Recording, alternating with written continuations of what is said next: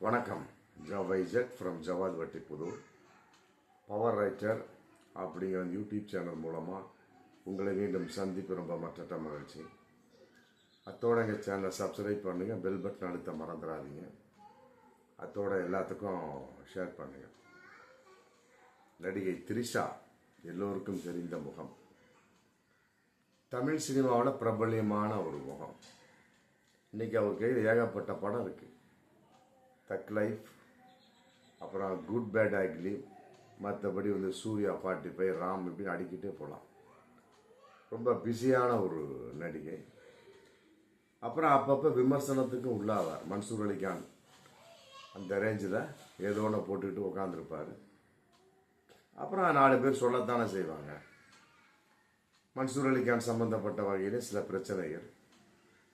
அப்புறம் அதற்கு மன்னிப்பு கேட்டேன், மன்னிப்பு கேட்கவில்லை, அவர் அப்படி உள்ட்டா அடிச்சிட்டாரு. இந்த மாதிரி ஏதோ ஒன்று பேச வேண்டியது, அதற்கு ஏதோ ஒரு விமர்சனத்தை போட வேண்டியது, இன்ஸ்டாகிராமில் பதிவு பண்ண வேண்டியது.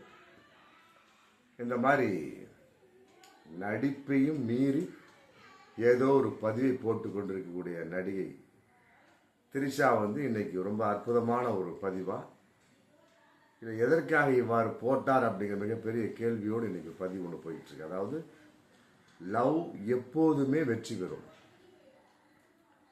இல்லை, அது இவர் சொல்லித்தான் தென்ன அவசியம் கிடையாது. அதை இவர் ஏன் சொல்கிறார் அப்படிங்கிறத இப்போதைய கேள்வி. இதுக்கு மேலே நிறைய பதிவு போட்டிருக்கிறார். முதல்ல சொன்ன மாதிரி விமர்சனத்துக்கும் ஆளாயிருக்காரு, பதிவும் போட்டிருக்காரு. நாய்கள் மனிதர்களை நேசிக்கிறது, நானும் நாயை நேசிக்கின்றேன் அப்படின்னு போட்டார். அப்புறம் காதலர் தினத்தில் நாய் வாங்கினார். அப்புறம் அவர் முன்னால் வளர்த்த நாய் இறந்ததுக்கு ரொம்ப நான் நடிப்பை அப்படியே ஒதுங்கி இருக்கின்றேன், ரொம்ப சோகங்கிற மாதிரி போட்டார். அப்புறம் இன்னொரு விமர்சனமும் வந்தது. நடிகை த்ரிஷா நடிப்பு தொழிலை விட்டு விலக போகிறார் அப்படின்னு. அது எந்த அளவுக்கு பொய்ங்கிறது இன்னைக்கு தெரிஞ்சு போச்சு. இது மாதிரி அதாவது ஏதோ ஒன்று பண்ணிக்கிட்டே இருக்கிறது நடிகை த்ரிஷா. ஏகப்பட்ட நடிகர் இருந்தாலுமே நடிகை த்ரிஷாவுடைய அந்த வார்த்தை மட்டும் ஏதோ தத்துவார்த்த வார்த்தை, மற்றபடி ரொம்ப ஒரு உயரிய வார்த்தை அப்படின்னு சொல்ல முடியாது. டக்குன்னு பார்த்தா அப்படின்னா ஏதோ சைக்காலஜிக்கலாக சைக்கோ வார்த்தை மாதிரியே தெரியும். நாய்கள் மனிதனை நேசிக்கின்றன, நானும் நாயை நேசிக்கின்றேன். ஆமாம், இது நம்ம எப்படி புரிந்து கொள்வது அப்படிங்கிறதெல்லாம் விட, மற்றபடி இன்னொன்று பதிவெல்லாம் பார்க்கக்கூடிய சமயத்தில் ஏதோ மனதை வெறுத்ததை போன்ற ஒரு பதிவுகள். இப்போ என்ன ரொம்ப ஜாலியாக ஒரு பதிவு போட்டிருக்கார். லவ் எப்போதுமே வெற்றி பெறும். இதற்கு அவருடைய ரசிகர்கள் லவ்னா காதலாக எடுத்துக்கொள்ளலாமா இல்லை அன்பாக எடுத்துக்கொள்ளலாமா அப்படிங்கிற இருவிதமான ஒரு கேள்வியில் இன்னைக்கு மிகப்பெரிய இந்த விஷயம் வைரலாக போயிட்டுருக்கு. அதாவது இவர் தமிழில் ஃபுல்லாக எழுதியிருந்தா அது ஓகே, அது இப்படி எழுதியிருக்கலாம், காதல் எப்போதுமே வெற்றி பெறும் அப்படின்னு.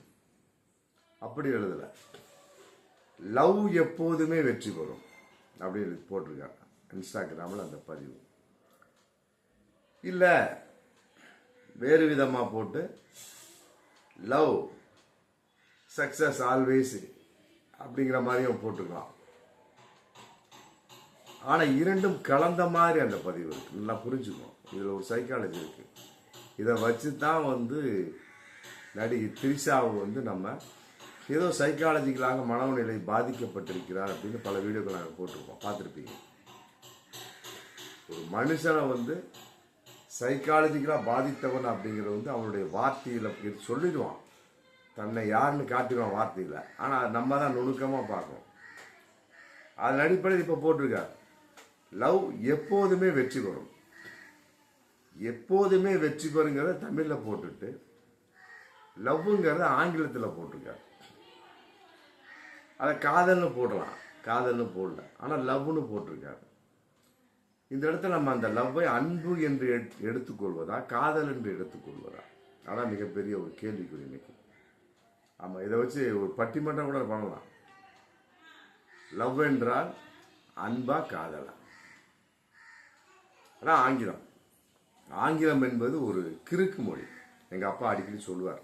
எங்கள் அப்பா வந்து அந்த காலத்தில் பியூசி படித்த அற்புதமான ஒரு ஆசிரியர்.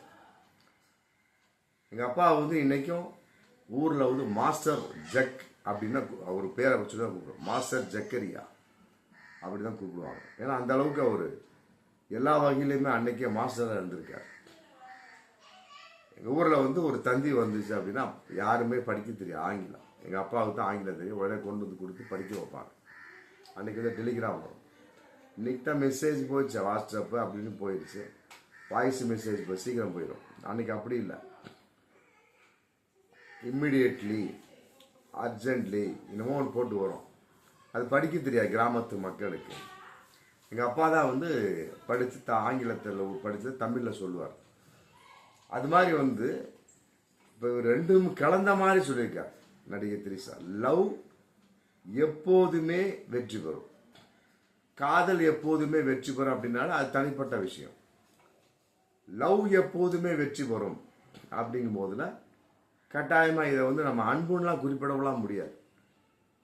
ரசிகர்கள் வந்து இன்னைக்கு தடுமாறிட்டு இருக்காங்க. லவ்னா அன்பா காதலா?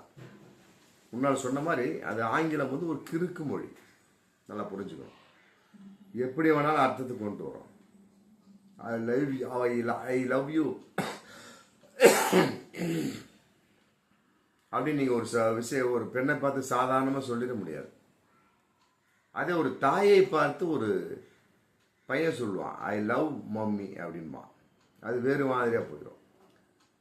ஏன்னா ஆங்கில மொழி அப்படித்தான், இடம் பொருள் ஏவலாக மாறும். லவ் என்பது ஒரு ஒரு பையன், ஒரு 25 வயசு பையன் இருக்கிறாரு, ஒரு 20 வயசு பொண்ணு இல்லை 21 வயசு பொண்ணு 18 வயசு பொண்ணை பார்த்து ஐ லவ் யூமா அப்படின்னா அதுக்கு பேர் உண்மையிலே காதல் தான். சில பேர் அன்பை கூட லவ்னு தான் சொல்லிட்டு அலையிறாங்க ஆங்கிலத்தில். ஆமாம், அந்த மொழி அப்படி தான். அதனால் நம்ம வந்து பெருசாக எடுத்துக்க முடியாது. அது மாதிரி தன்னுடைய அம்மாவையும் சில பேர் பார்த்தீங்கன்னா ஐ லவ் மாம் அப்படின்னு சொல்லுவாங்க. பின்னால் சில 2 வீலர் 4 வீலர் பார்த்து பின்னால் எழுதியிருப்பாங்க ஐ லவ் மாம் அப்படின்னு எழுதியிருப்பாங்க. அப்போ இவர் அம்மாவை எப்படி லவ்னு சொல்கிறாரு? அந்த இடத்துல அன்பாக போகிறது, மற்ற இடத்துல லவ்ங்கிறது காதலாக மாறிவிடுகிறது. தமிழில் தாங்க ஒவ்வொரு விஷயத்துக்கும் ஒரு எழுத்துக்கள். ஆங்கிலத்தில் அப்படி இல்லை.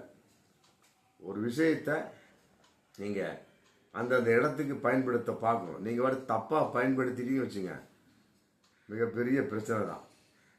அதன் அடிப்படையில் லவ் எப்போதுமே வெற்றி பெறும் அப்படின்னு போட்டிருக்கார்.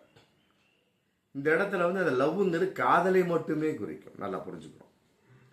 நடிகை திரிஷாவுடைய ரசிகர்களுக்கு நான் சொல்லிக் கொள்வது, ரசிகர்கள் வந்து ரொம்ப தடுமாறி கொண்டிருக்கிறார்கள். இதை லவ் அப்படின்னு போட்டுக்கிறீங்க, காதல் என்று எடுத்துக்கொள்வதா அன்பு என்று எடுத்துக்கொள்வதா அப்படின்னு என்ன பொறுத்த வரைக்கும் கிடையாது. பொதுவாக ஆங்கிலம்ங்கிறது தேவையற்ற ஒரு கலப்படமாக போச்சு.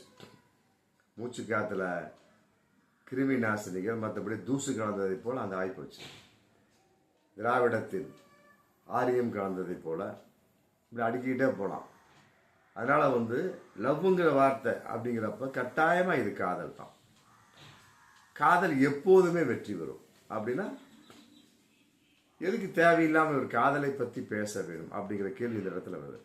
லவ் எப்போதுமே வெற்றி, உண்மையான லவ் எப்போதுமே வெற்றி பெறும். லவ் 2 விதமாக பிரிக்கலாம். உண்மையான காதல், பொய்யான காதல் வெற்றி பெறும். இது எல்லோரும் சொல்லக்கூடிய விஷயம்தான். பட் ஒரு மாஸ் நடிகை வந்து சொல்லியிருக்காரு அப்படின்னா என்ன விஷயத்தில் அப்படின்னா இவர் ஏதோ யாரோ ஒரு காதலிக்கிறாருன்னு அர்த்தம், வேற ஒன்றுமே கிடையாது. திரிஷா வந்து யாரோ ஒருத்தர் காதலிக்கிறார். ஆல்ரெடி வந்து ஒரு தயாரிப்பாளரை இது நிச்சயதார்த்தம் வரைக்கும் கொண்டு போய் கழட்டி விட்டவர். ஏன்னா அவர் சொல்கிறார் நீ மனைவியாக வந்ததுக்கு பின்னாடி நடிக்கக்கூடாதுன்னு, அதெல்லாம் என்னால் முடியாது அப்படின்ட்டாரு. உடனே நிச்சயதார்த்தம் ஸ்டாப். அப்புறம் இங்கே கல்யாணம் நடக்குது. ஆமாம், அப்படியே போயிட்டுருக்காரு. அப்புறம் ஏதோ ஒரு வகையில் பதிவு போட்டார், நான் எதையும் தாங்கக்கூடிய அளவுக்கு முதிர்ச்சியாக இருந்து கொண்டிருக்கிறேன். அது கூட ஒரு பதிவு போட்டார். அது கூட மிகப்பெரிய ஒரு வைரலாக போச்சு. முதிர்ச்சின்னா என்ன? சிங்கிளாக இருந்து எந்த ஒரு முதிர்ச்சியும் பண்ண முடியாது. ஆணோடு கலந்து பெண்ணோடு ஆண் கலந்து அப்படிங்கிற மாதிரி தான் ஒரு வாழ்க்கையில் ஒரு முதிர்ச்சி அடைய முடியும். ஒரு பிரம்மச்சரியமாக இருந்துக்கிட்டு ஒரு முழுமையான முதிர்ச்சியெல்லாம் அடைய முடியாது. நல்லா புரிஞ்சுக்கிட்டீங்களா? அது அது முதிர்ச்சியே கிடையாது.